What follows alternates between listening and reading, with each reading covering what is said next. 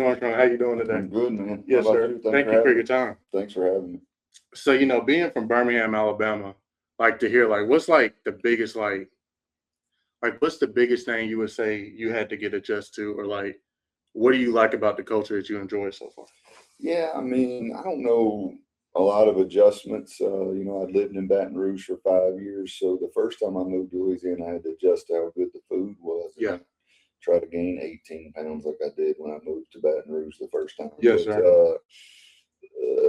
The best part about Lake Charles and Louisiana as a whole is just the people. Yes, sir. The people here have been so good to me and my family, my staff, and our players, and it's just a family atmosphere here in the city of Lake Charles, and that's what I like most about Lake Charles. Yes, sir. So you said you almost gained 18 pounds. Is it mostly the crawfish, the crab legs? Everything, man. So when you move, I have 5 children, so you move to a different town, and they're going to be back where you moved from for a couple months, finishing up school. So you're living out of hotels and eating out all the time.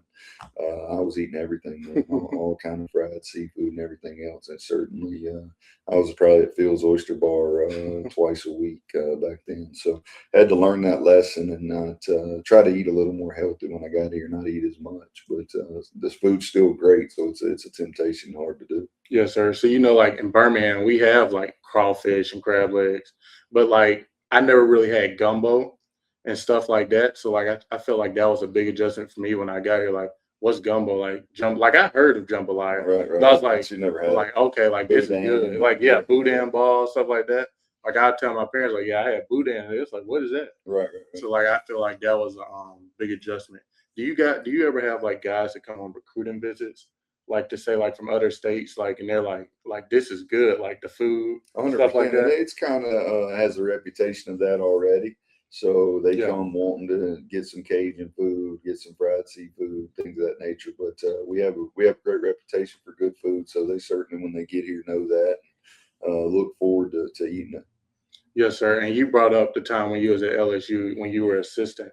What do you think helped you to come to McNeese and in your first year? I know you were at Baylor, Link Academy, but what do you think led to you coming to McNeese and winning the Southland tournament in your first year as a head coach?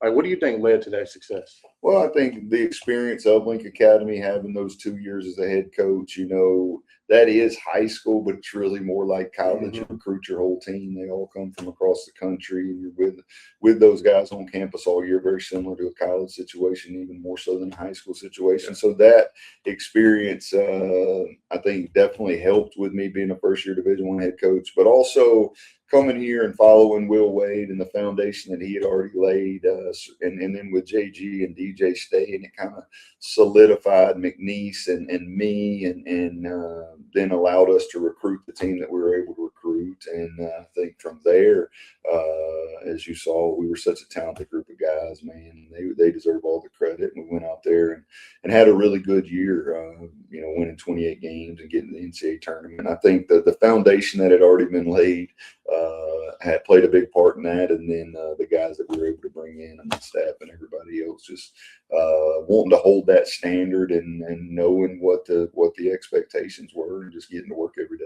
Yes, sir. You brought up Will Wade. So what does guys like Will Wade, Scott Drew, Andy Kennedy, those guys, what have you learned from those guys to help you that you probably take with you today? Yeah, I mean, you got to learn from everybody that you're with, starting really with my father, who I played for in high school, was a coach, and his dad was a coach. So coaching's kind of in my blood, and that's the lineage I wanted to follow. And then having the opportunity to play at UAB under Coach Bartow and meeting Coach Kennedy there, you just try to learn each and every day that you're on the job, or that you're around it, so that you can, when you get your opportunity, be prepared. And I think each and every one of them I learned a lot from.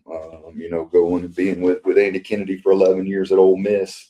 I learned a lot because I worked so many different spots there. I started out as the operations guy, which I think prepared me for being a head coach as much as anything else, because you do all of the administrative stuff as well as kind of being involved in the basketball stuff. So then being able to go from there to being an SEC assistant for the next 11 years under Coach Kennedy and Coach Wade, again, just watching them every day, and they're highly successful men.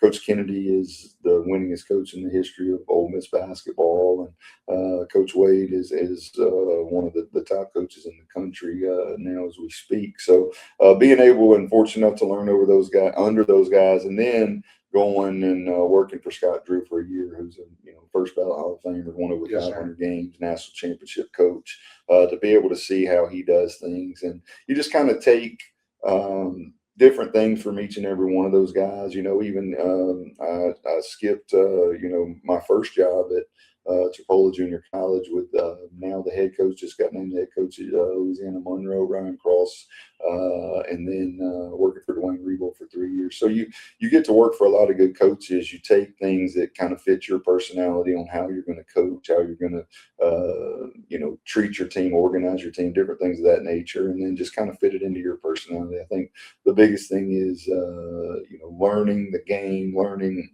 how to run a program, but at the same time being yourself while doing it. Yes, sir, most definitely.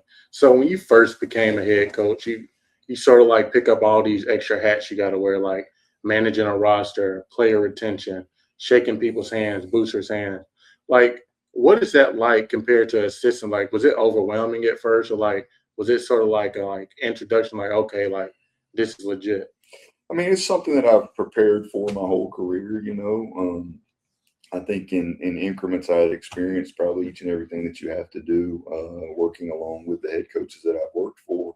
But it was certainly a change and then a bit overwhelming that first year when we got here, having to, recruit a whole new team and meet everybody in town and get your family settled and all those things. So it certainly was overwhelming at times, but you just know that that's what you prepared for your whole life, and that's the opportunity that you have, and you got to make the most of it. Yes, sir. Would you say did you ever have like a welcome to college basketball moment? Like you're like, okay, like this is like I gotta like have it together. Like not like to say like a welcome to college basketball moment, but like a thing to say like this is legit. Yeah, I think several of those probably throughout the year, but I think the first game that you play, the first regular season game, I was talking to Coach Wade, and I tried to talk to pretty much everybody that I've been able to establish a relationship along the way those last couple of days before that first game, and just thanking them for all that they've done for me and an opportunity to make my dream come true in the sense of being a Division I head coach. So I think talking to Coach Wade, and he told me, man, just enjoy it when you walk out there for the first time. Take it all in and enjoy it. So that's what I try to do. Not only that game, but each and every game after that. And I think that that was certainly one. Winning the tournament in the Cayman Islands against three really good programs was certainly an experience like that. And then a very humbling experience going up to Michigan and getting our tails kicked in by the national champions was certainly a welcome to college basketball experience. And then you go and you move into conference play, and each and every experience for me was something new, and with our staff and with our team. So to be able to realize a dream come true and make an NCAA tournament and being able to be head coach in the NCAA tournament probably was the culmination of all those opportunities and scenarios. So it was a great year for us. Yes, sir. This is a little off script, but how was like hosting the NCAA tournament, like with all the fans here, all the fans involved?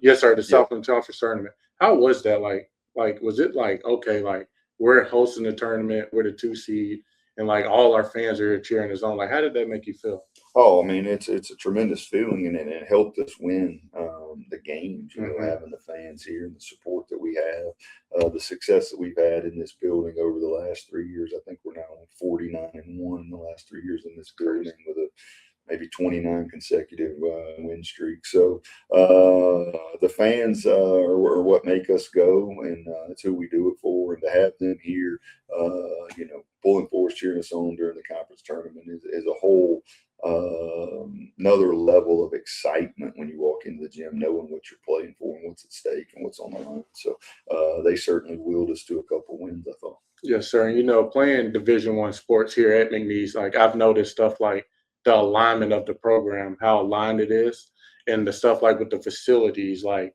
from basketball to football to softball. It's just real, like is really nice for an FCS mid-major program compared to some other ones I've seen. So, what advantage do you think that has with recruiting and putting together a roster? And I just think alignment is everything. yeah, It's the reason that I took the job. It's the reason that Will took the job and laid the foundation here. Starting with Dr. Roos, then Heath, and then the rest of the administration on down. We're all in a line of what's best for the university, not just the men's basketball program, but we know that the men's basketball program's success plays a big part of that. So we're all aligned to work to make that happen. And I think that, I said it numerous times throughout the year, and I mean it. Administrations win championships, coaches win games, but administrations win championships. And I think there's not a better alignment in mid-major basketball than right here at McNeese, and that was something that I wanted to be a part of. yes, sir, most definitely. And since we're talking about alignment, like I feel like in this age of college basketball, things like they change like sort of yearly, but I feel like definitely the last 5 years has definitely been like a different type of shift with NIL, the transfer portal, stuff like that. How do you manage your roster and roster retention and stuff like that? Is it something that you have like a coach on staff the whole year, like looking at the roster, or is it somebody just dedicated straight to the portal, somebody dedicated like straight to NIL? Like, how does that work? We have, people in the administration that are working on NIL and raising NIL and things of that nature. I do what I need to do, being a part of that. But, we have such a great support system here at McNeese with our administration and then with our fans, with our boosters. Everybody's aligned to make this work, and we couldn't do it without each and every person. As far as the roster construction, I think you just got to kind of play that by feel a little bit. I'm a big feel guy when it comes to recruiting a roster and relationships. I think that's something that you just always have to continue to build, have open lines of communication. And I think if you do that, then when the time comes, it's a different way of recruiting nowadays. You recruit basically for a month, starting in April when the portal opens until you get your roster done. And most people, we were able to do that in a little less than a month. But, that boils down to relationships and having people that, trust you with wanting their kids or people from their programs to come in and play and be a part of your program. And I think, with the staff that I have, they've done a great job of being able to keep those relationships and being able to get guys who want to come here and be a part of the success that we've had. And I think that shows in the team that we recruited this upcoming year.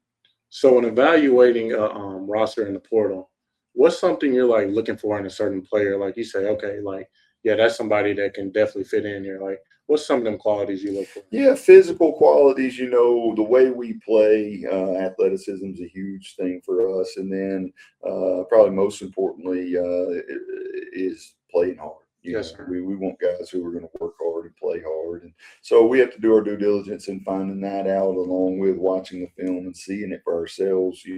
We gotta talk to the people around them and see if how real that is, if they're everyday guys. And that's what we're looking for, guys that are going to come bring it every day and play as hard as they can. And we recruit athleticism, links, and athleticism based off of our style of play.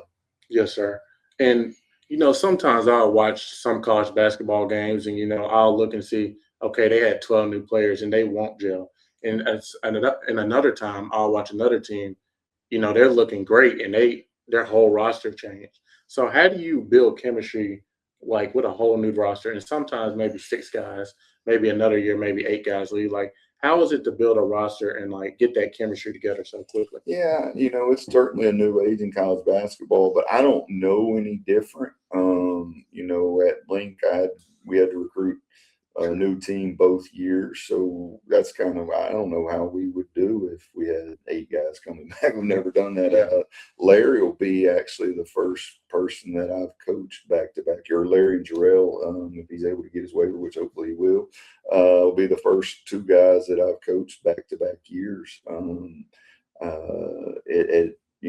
being now going into my 4th year as a head coach, second in Division I. So that'll be a new experience for me. But I think the chemistry part all starts with staff. It's why I hired the staff that I did, because we have a great chemistry. And I think if you have a great chemistry amongst your staff, that's going to trickle down to the players, and they're going to see how real that is and how important that is to your culture. And I think then that's able to expedite the process of having good chemistry and building the team, because you certainly have to do it a lot faster than you used to with having guys for 3 or 4 years. Yes, sir. You mentioned Larry Johnson. Like, what does that mean to have a guy like that back in the program? The type of redshirt freshman year, he came in, he looked very comfortable. He just looked very athletic. Like, what does that mean to have like a player like that back in your system for a second year? Yeah, I mean, to have Larry, I mean, he as you saw, he made the most of it. I think he's a perfect fit for the way that we play, and he's super, super talented, and he worked extremely hard to prepare himself for the season that he had, and I'm super proud of him from that sense. And then for him to come back, and again, it's kind of like I said with JG and DJ coming back, and with him to come back, Jarrell to come back, those guys that are coming back.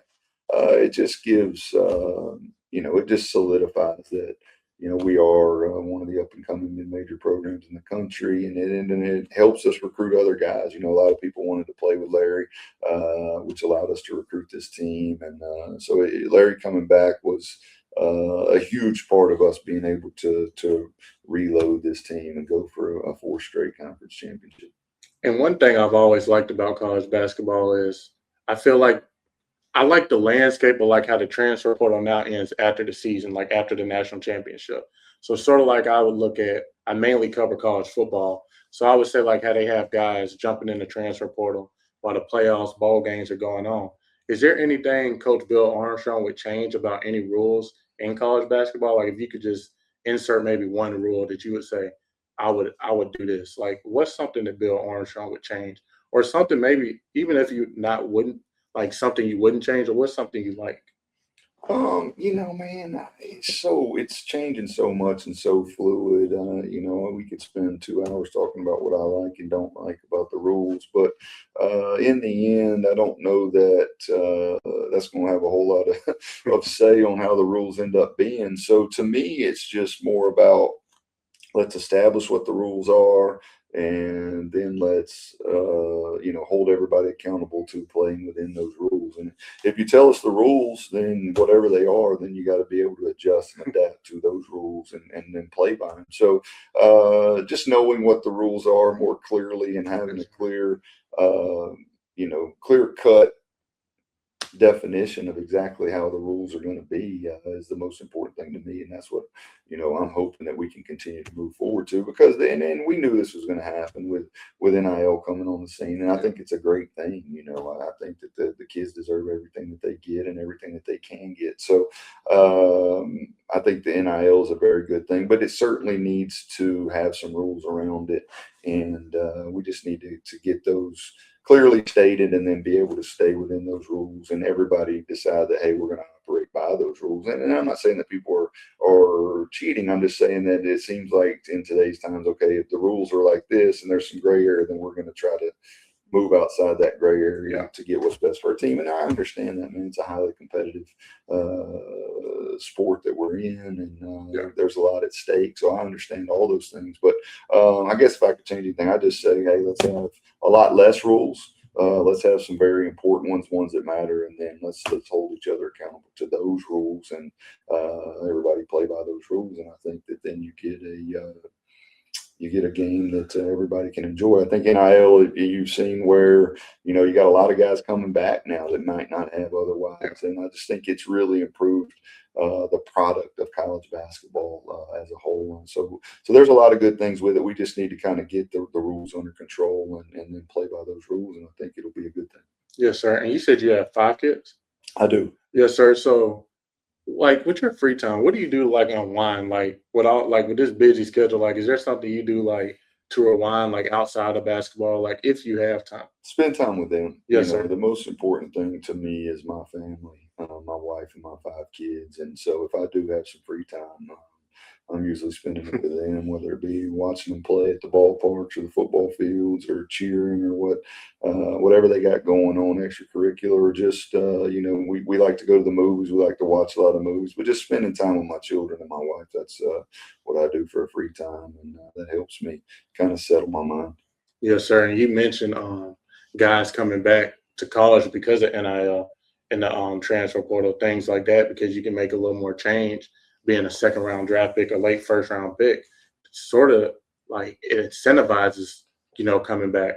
But I did see the thing, like, I think in the last 20 years, it's the least amount of players that's declared for the draft. That's right. So, like, do you have like a NBA team you follow, or like NBA players you like watching, or like showing your players and film, like look at this, like look at this guy. Yeah, we try to find player comps for the majority of our guys, because they do. I think it helps relate to their game, and they like seeing that. And so we can show them film, but that's guy by guy, really. Yeah. I don't have one particular person that we go to. As far as NBA now, man, we have 19 guys that we've coached that are playing in the NBA, or I think probably 10 or 11 that are still playing. So I'm cheering for those guys that are still in the playoffs that I've coached, and been fortunate enough to be a part of their journey to the NBA. So those are kind of the teams that I pull for now. Yes, sir. And you've been around a while now. How long have you been coaching? Let's see, GA year 2. I think this was my 2001. My 25th year, maybe. So, like, what do you think is like the craziest like environment you've been in, like as a player or coach, anything, like assistant coach? What's like the craziest environment you've been in? Make you like say, okay, like as an assistant coach. Man, the game we played at Texas Tech was absolutely nuts. Yeah. When I was at Baylor, Iowa State was an incredible environment, but I heard I didn't get the full go with that because the students weren't there. We played there early on in the year. I've been to a game at Kansas. That's probably the craziest environment. I never played, or was never an assistant or played there, but was fortunate enough to play at Indiana. That was pretty cool. Rupp Arena is, the Mecca, man. You walk in there, and I've been in there probably coaching there 10 times, and the chills you get from every time you walk in there. I'm still like a little kid walking in there. But and then we coached in 2 Final Fours in the Garden. That was pretty cool as well. Yes, sir. Do you ever have like a pregame routine, or like something you do each game day to like get you going? If it's like a pregame meal that you like to eat, or pregame music that you like to listen to, like what's like your pregame ritual as a head coach? I'd say it's probably just more how I handle the time of the pregame, or the day of game day. I don't really have any, so I guess that part would be the ritual of it. I'm not a big music person. I eat whatever they feed us in there, but I don't have those certain things. But I'd say probably my daily routine of, I wake up a little bit later, I stay around the house a little bit longer. I don't come in the office as much before pregame or before shoot around. Then I'm up here the rest of the day, so just kind of hanging out in the office, reading whatever sometimes I'll knock out. I don't really have a certain thing that I do, but more or less just stay up here in the office till the game starts. Yes, sir. I'm gonna get you out here on these next few questions. What's one like underrated part about building a winning culture? Oh man, that's a good question. One underrated part, I guess, the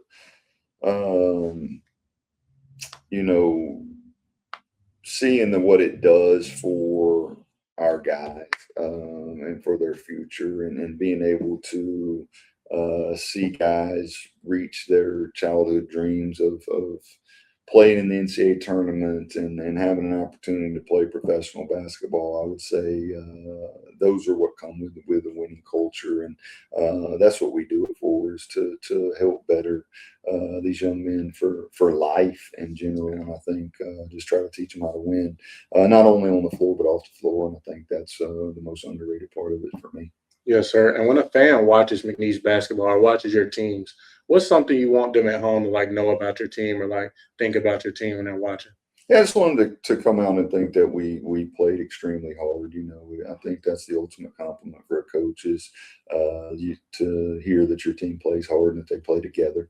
Those two things is what we're looking for and what we work for every day, is to make sure that we maximize our effort and that we play the game together the right way. Yes, sir. And the last question, I'm gonna get you out there on this one. You said, so is your team completely like finished from the portal now? Mhm. Okay, so it's very early. What's something McNeese fans should, look for or get excited for next season?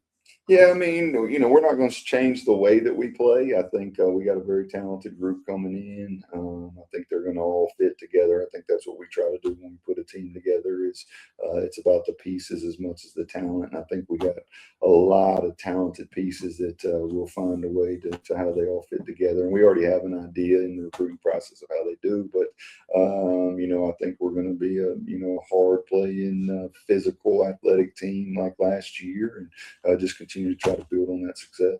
Yes, sir. Coach, thank you so much for your time. I very much appreciate it. Definitely. Thank you, Coach. Yeah, appreciate you.